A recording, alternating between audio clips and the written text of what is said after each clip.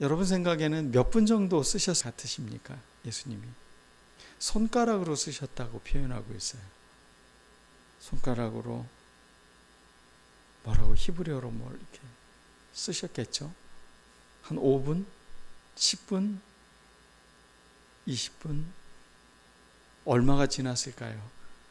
그 시간이 긴 침묵으로 이렇게 들어가고 예수님이 일어나셔서 한 말씀을 하십니다. 너희 중에 죄 없는 자가 먼저 돌로 치라. 이건 아주 놀라운 말씀입니다. 다 화가 나서 성나서 저 여인은 죄인이고 죽어야 마땅해 라고 율법에서 배웠어. 그러니 우리는 그것을 실현할 거야 라면서 다들 돌 하나씩을 들고 있는 그 상황에서 예수님은 시선을 완전히 바꾸어 버린 겁니다. 너희 중에 죄 없는 자가 돌로 치라. 그 여인에게서 그 말이 갑자기 자기에게로 향하게 되는 것이죠. 사람에게 정말로 빛이 임하는 건 무엇일까? 어떤 사건들, 상황들, 어려움들, 문제들 앞에서 그 문제만 보이는 것이 아니라 그 문제가 나를 깨닫게 만드는 것, 나를 돌아보게 만드는 것. 아, 이게 아니지. 자기 자신을 돌아보며 자기의 삶을 비추며 살아가도록 만드는 것. 예수님이 우리에게 주님이 되시는 것은 우리를 구원하는 것뿐만 아니라 우리의 삶에 이렇게 빛을 비춰주는 분으로 우리에게 임하시는 분이십니다. 예수님이 빛이심이 믿어지십니까? 정말로 그렇죠. 예수님이 우리의 삶에 그렇게 빛을 비춰주셨습니다. 어둠 속에서 작은 빛 하나도 그것은 꽤 밝은 빛이 됩니다. 여러분, 달빛이 밝습니까? 근데 저는 신기한 경험을 한 게 밤에 야간 산행을 몇 분 목사님들과 같이 이렇게 야간 산행을 하러 갔습니다. 계룡산을 오르는데 이분들이 랜턴도 안 가지고 가는 거예요. 그래서 아니 밤에 산을 가는데 이 랜턴도 머리에다 좀 하고 그리고 가야죠 그랬는데 괜찮다는 거예요. 오늘 같은 날은. 오늘 같은 날은 왜 괜찮을까? 저는 의심이 많아서 랜턴을 준비해서 머리에다 랜턴을 달고 그리고 갔습니다. 근데 산을 오르는데 너무 신기한 경험을 했어요. 인위적인 그 가게들 조명을 딱 지나고 산 안으로 들어가는데 달빛에 사물들이 선명하게 보이는 건 아니지만 충분히 내 앞을 걸어갈 정도로 밝더라고요. 조명을 켜지 않아도 걸어갈 수 있었어요. 아, 이게 빛이구나. 빛이 비춰주면 구분할 수 있구나. 그러나 더 선명한 낯의 빛이었다면 어떻게 됐겠습니까? 그것은 더 확연하게 구분이 됐겠죠. 빛은 사물을 비춰주고 그 본질을 정확히 알려주고 있는 것이 특징입니다. 공항 검색대에도 엑스레이가 있잖아요. 가방을 전혀 열어보질 않아요. 그런데 이렇게 검색대를 지나고 그 사진을 보면 제 가방 안에 뭐가 들었는지 다 나오잖아요. 노트북 들어있고 뭐 들어있고 이런 게 다 표시가 나는 거. 그런 걸 보면 참 신기하지 않습니까? 보이지 않는 것이 빛을 비추니까 보이게 되는 거. 우리의 내면, 우리가 말하지 않으면, 내 생각을 말하지 않으면 우리 내면은 알 수가 없어요. 그 안에 어떤 생각이 있는지 알지 못하지만 예수님의 빛이 임하면 그 빛을 통해 우리 안에 무엇이 있는지를 선명하게 보게 만든다는 것입니다. 오늘 예수님이 빛으로 이 땅에 오셨습니다. 우리를 비추어 주십니다.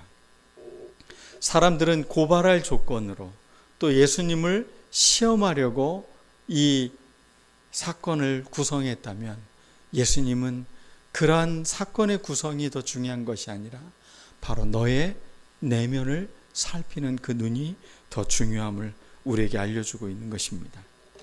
사람을 사람으로 보지 않고 도구로 보는 것, 자기의 목적을 이루기 위한 수단으로 보는 것, 이것처럼 큰 죄악이 없습니다.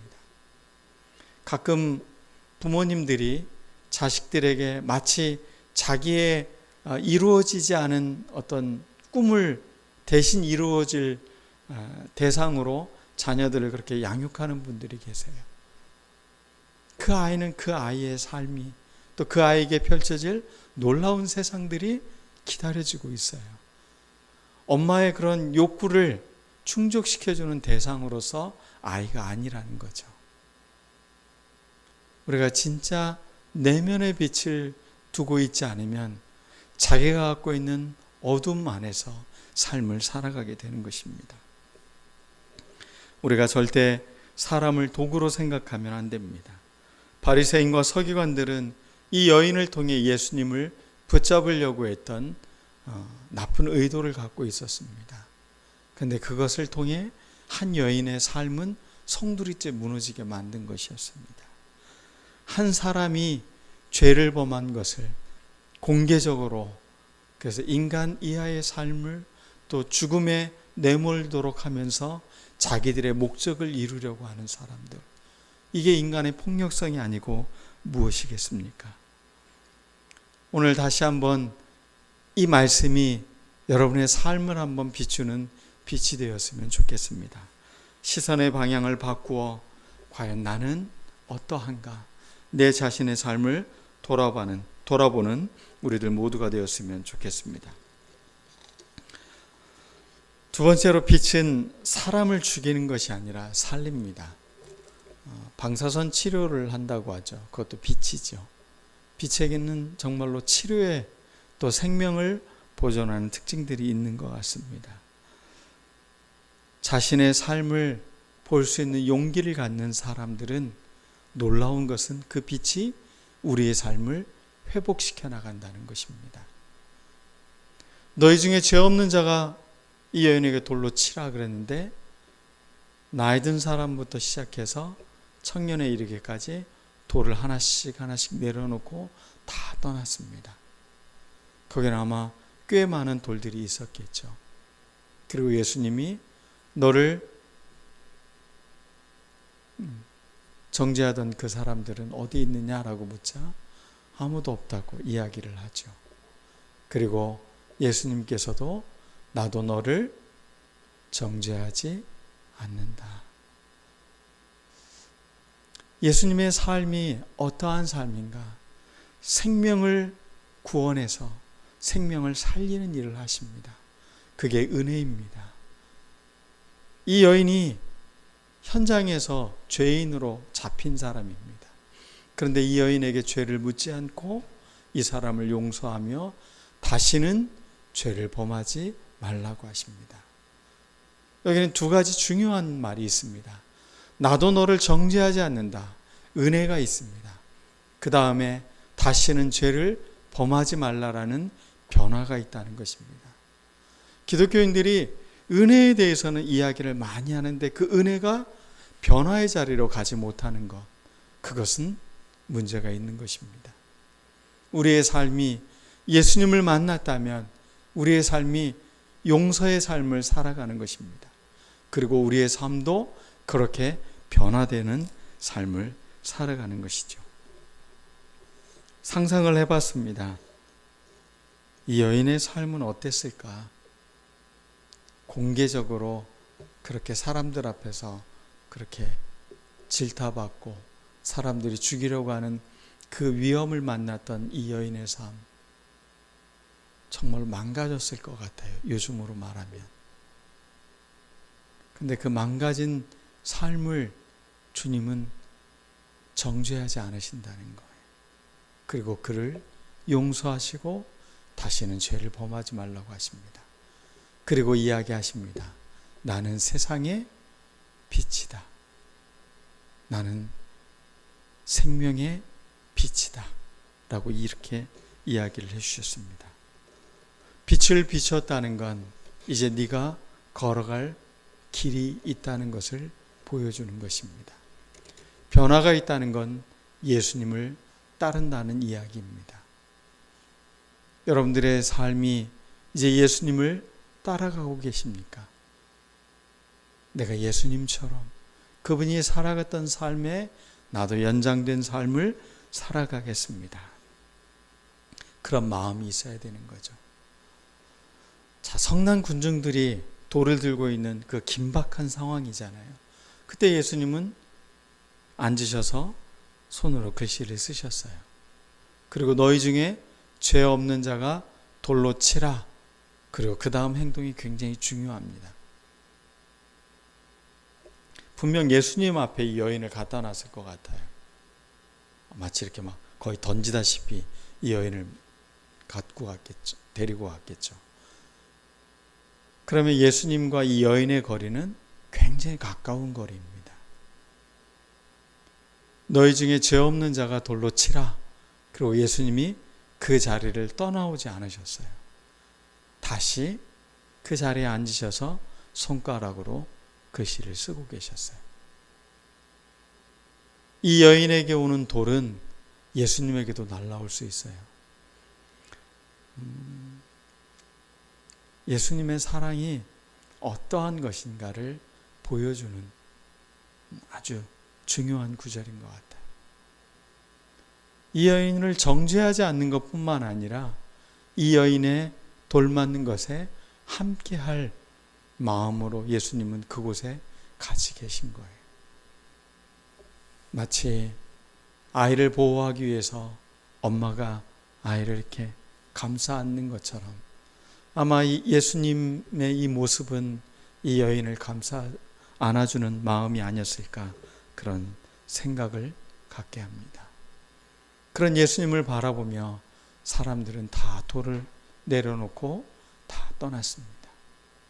인생을 살면서 아는 게 많고 경험이 많다 보니까 자꾸 사람을 비판하는 능력도 커져가더라고요. 근데 이 마음을 자꾸 내려놓는 데에는 기도하지 않으면 안 되더라고요. 자꾸 내 성정, 내 생각이 올라오면 자꾸 사람들을 비판해요. 왜 저러지? 왜 그럴까? 이해가 안 되는 거죠. 그러나 주님의 마음을 자꾸 묵상하고 기도하고 그럴 때 우리가 조금이나마 주님 닮아가는 삶을 살아낼 수 있을 거라 우리가 그렇게 믿어집니다. 우리 희망교회는 어떤 공동체인가? 돌을 들고 있는 성난 공동체인가? 아니면 그 죄인이라고 지탄받고 있는 사람과 함께 앉아있는 예수님의 용기 있는 모습을 보여주는 공동체인가? 교회가 어떤 곳이어야 되는가를 아주 여실히 보여주고 있어요. 성전이라는 것은 화려한 모습과 그 높은 건물을 잘 지은 것을 말하는 것이 아니라 바로 그 상처받고 죄인이라고 지탄받는 영혼도 보호받을 수 있도록 만들어주는 것, 그것이 진짜 성전인 것입니다. 우리 교회가 그런 공동체가 되어져 가는 것입니다. 타인의 아픔을 외면하지 마십시오. 당연한 거 하나도 없습니다. 거기에는 누군가의 눈물과 땀과 희생과 고생이 있는 겁니다. 그런 것이 없다면 아무것도 아름다운 일들은 일어나지 않는 것입니다. 어제 주일학교 아이들이 우리 문건선 형제님이 그 차를 이렇게 해서 막 내려오는데 아이들 표정이 아주 너무 행복한 표정들이었어요. 실컷 놀았다라는 그 기쁨.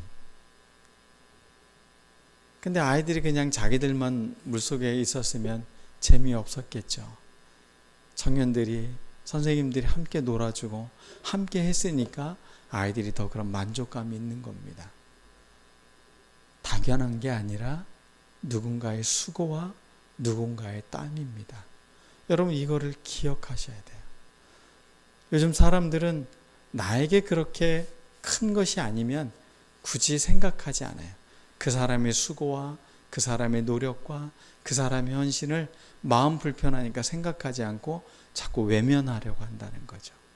오늘 주님은 외면하지 않으셨어요. 빛을 비추셨어요. 선명하게 해주셨어요. 우리 마음에 선명한 빛을 비춰주시는 그 예수님을 따라 우리도 삶을 살아내기를 바랍니다. 빛은 우리를 바른 길을 걸어가도록 만듭니다. 빛을 비춰주면 어떻게 됩니까? 그것은 어디로 가야 되는지 그 길을 정확히 구분하게 되는 거죠. 예수님이 나도 너를 정죄하지 아니하노니 가서 다시는 죄를 범하지 말라. 정죄하지 않는다. 단지 은혜로 끝나지 않고 다시는 죄를 범하지 말라. 예수님을 따라 우리가 한 걸음 한 걸음씩 걸어가는 이 걸음, 신앙은 늘 여기에서 완성이 되는 것 같아요. 가끔 말씀을 전하고 나면 성도님들이 은혜 받았습니다 라고 말해요. 근데 그 은혜는 언제 확인이 되는 거라고요? 내가 그 말씀을 갖고 걸어가는 거예요. 살아내는 거죠. 그때 진짜 은혜는 진짜 은혜가 되는 것입니다. 사람보다 돈이 중요해지는 시대입니다. 자본주의잖아요. 자본이 돈이 주인이 되는 시대. 생명보다는 이익이 더 중요한 시대. 그런 시대에 살고 있으면 곳곳에 어둠이 도사리고 있습니다. 그래서 사람들이 다치기도 하고, 사람들이 죽어나가기도 하고, 사람들이 아파하게 되는 것입니다. 이 세상에 무엇이 가장 중요합니까? 내가 옳다고 생각하는 그 신념, 내가 열심히 일해서 버는 돈, 내게 주어지는 이익, 나의 건강, 그것은 그리스도인뿐만 아니라 세상 사람들도 똑같이 거기에 가치를 두고 살아갑니다. 진짜 가치가 무엇인가? 내 삶을 진짜 바꿀 수 있는 건 무엇인가? 그것을 아는 사람이 진리의 빛으로, 생명의 빛으로 삶을 살아가는 것입니다. 그 빛은 타인을 향해 있지 않고 언제나 나를 향해 있습니다. 나를 비추게 만들고, 나를 반성하게 만들고, 나를 성찰하게 만드는 것입니다. 생명의 빛이신 주님이 우리의 구주이시고 내가 믿고 따를 뿐이라고 믿는 우리들 모두가 똑같은 초대를 받은 것입니다. 너희는 세상의 빛이다. 너희는 세상의 소금이다. 빛으로 좀 살았으면 좋겠다. 빛이 되면 좋겠다가 아니라 너희는 세상의 빛이다. 너희는 세상의 소금이다. 아주 분명하게 너희가 누구인가에 대해서 우리를 말해주고 계십니다. 예수님이 나는 세상의 빛이다 라고 말해준 그 삶을 우리도 살아냈으면 좋겠습니다. 그리고 오늘부터 돌아가셔서 사람들을 이렇게 하지 마십시오. 이렇게 하는 순간 뭐가 자기에게 더 많이 와요? 세 손가락은 자기를 가리키고 있잖아요. 그러니까 우리가 사람들을 자꾸 지적하고 잘못됐다고 말하지 말고 자기 자신을 비추는 여러분들 모두가 되었으면 좋겠습니다. 빛은 사람들을 정죄하고 판단하고 사람들을 어둠 속에 내몰고 사람들을 죽이고 파괴하는 것이 아니라 사람들을 용서하고 살아나게 하는 힘이 있는 것입니다. 오늘 우리가 이 생명의 빛을 비추는 그런 삶을 살아내는 우리들 모두가 되었으면 좋겠습니다. 기도하겠습니다. 오늘 말씀을 따라 우리 같이 기도하겠습니다. 주님, 제가 정죄하지 않겠습니다. 판단하지 않겠습니다. 그리고 그 죄에 다시 생명의 빛으로, 진리의 빛으로 걸어갈 수 있는 함께 앉아있는 자가 되도록